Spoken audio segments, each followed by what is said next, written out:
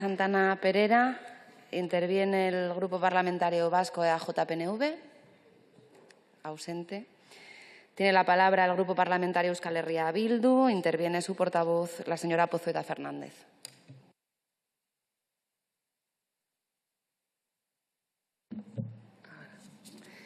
Buenas tardes. Muchas gracias. Agradezco su comparecencia, señora Calvo, pero no voy a ocultar mi frustración. Esperaba, sobre todo, medidas concretas y, bueno, pues pienso que ha sido una comparecencia más un momento de rendimiento de cuentas y muy general.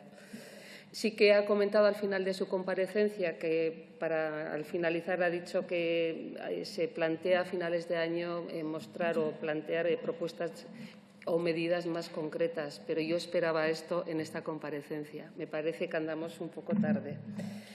Con una actitud constructiva sí que voy a compartir varios aspectos que tienen actualidad.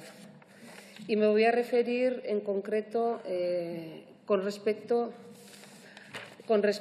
al eje número 1, sobre romper el silencio y visibilizar. Las denuncias registradas en los juzgados navarros por violencia de género aumentaron en este primer trimestre de este año un 44,1%.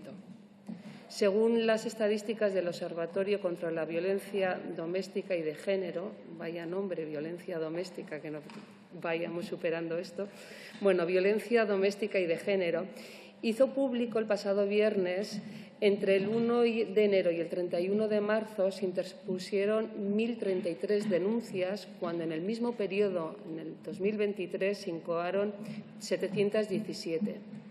Asimismo, en los primeros 3 meses, los juzgados de violencia sobre la mujer de Navarra incoaron 150 órdenes de protección y seguridad a las víctimas, 92 en el mismo periodo del 23. Esto es un aumento del 63%. Llama la atención que en el mismo periodo los juzgados del Estado español recibieron un total de 45.899 denuncias, un 1,17 menos que en el mismo periodo del 23, en el que se registraron 46.443.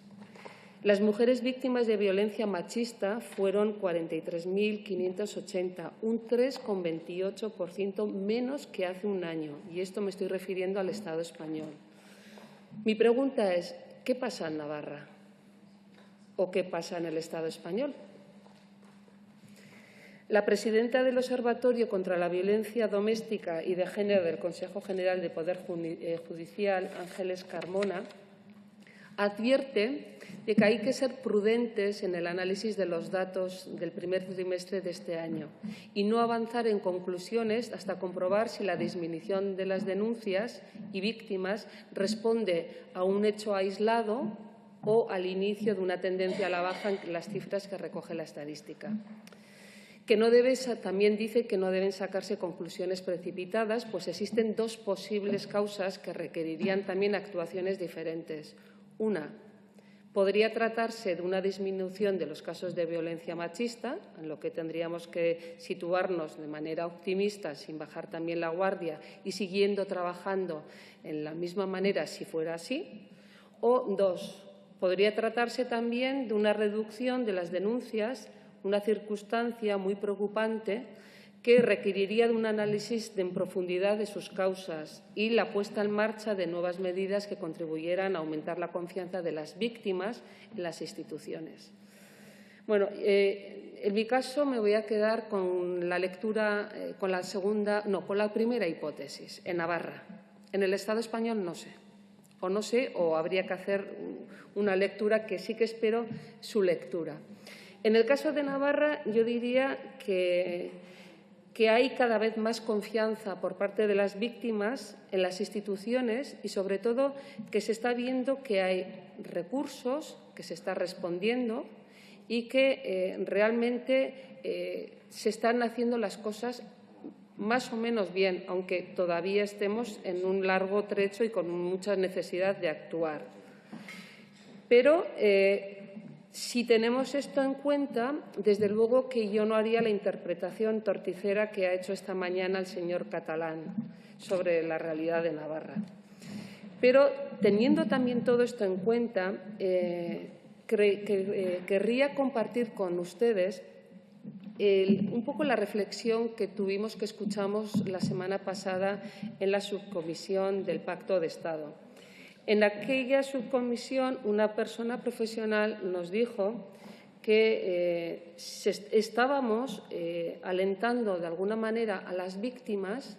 Se estaba concibiendo en la sociedad que se estaba legitimando la posibilidad de denunciar, pero toda esta legitimación y esta sensibilización que se estaba produciendo en la sociedad se estaba encontrando con una falta de recursos, con listas de espera y con una revictimización. Y esto supone también un riesgo. Y esto nos puede llevar a esa segunda hipótesis en la que he comentado. Entonces, con respecto a esto, quisiera saber qué lectura hace y qué respuesta se puede dar. Me voy a referir también a la ley de trata, brevemente. Ha comentado que estaba en el periodo de exposición pública y que ha habido contacto con las entidades, que se ha tenido en cuenta las aportaciones que se han recibido. En nuestro caso también, nuestra formación también, estas últimas semanas hemos estado en contacto con entidades y voy a compartir las aportaciones que hemos recibido. Ante este anteproyecto nos han comentado que carece de un enfoque feminista e interseccional. Feminista de género también nos han dicho e interseccional. Nos han comentado que la trata de personas con fines de explotación sexual cuenta con características de captación y explotación muy concretas que se fundamentan en los supuestos de la violencia machista estructural. Sin tener estos elementos concretos en cuenta y equiparando la trata con fines de explotación sexual a otros tipos de trata, esta forma tan habitual de trata existente en todo el mundo no va a ser atajada a partir de las medidas que se contemplan en el anteproyecto de ley. Y me parece que es importante escuchar esto. Este anteproyecto de ley no cambia ni mejora la situación actual de la mayor parte de las víctimas de trata con fines de explotación sexual, que no pueden demostrar en ocasiones ni tan siquiera reconocer la situación de trata de la que están siendo víctimas. Esto hemos recogido. La situación de las mujeres y niñas y víctimas de trata con fines de explotación sexual no mejora con esta ley si no se tiene en cuenta lo siguiente, nos dicen. La necesidad de que se reconozca y se provea de todos sus derechos a las víctimas desde el momento de su detección, no cuando se oficialice su identificación, incluida su regularización administrativa.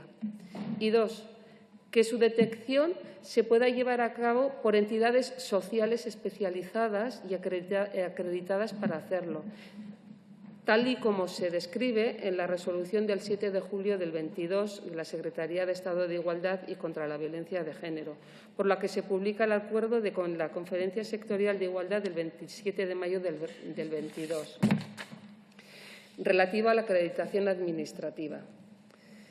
Estos son los puntos que quería compartir. Pienso también, finalmente, que, por lo demás, quisiera poner en valor las comparecencias que se están dando actualmente en la subcomisión del Pacto de Estado. Pienso que se están aportando aspectos importantes, interesantes, que ayudará a articular nuevas medidas necesarias y urgentes. Señoría, por favor, vaya concluyendo, que su tiempo ha finalizado. Sí, y me quedo, sobre todo, esperando su respuesta y, sobre todo, también esperando esas medidas concretas que, si es posible, no para finalizar el año, sino antes. Muchas gracias. Muchas gracias, señora Pozueta Fernández. Por el Grupo Parlamentario Junts per Catalunya, ausente. Por el Grupo Parlamentario Republicano, tiene la